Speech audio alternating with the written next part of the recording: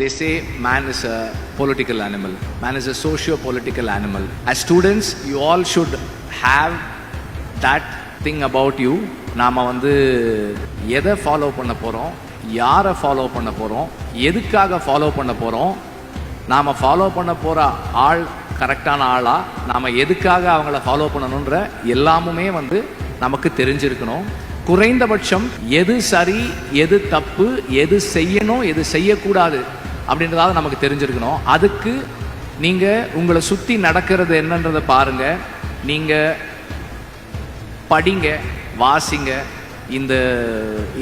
இந்த சமூகம் என்னவா இன்னைக்கு இயங்கிக்கிட்டு இருக்கு, எதனால் இதை எது இதை மோட்டிவேட் பண்ணுது, எது இதை புஷ் பண்ணுது, ரொம்ப ரொம்ப இம்பார்ட்டண்ட்டாக நாம் அவேராக இருக்க வேண்டியது.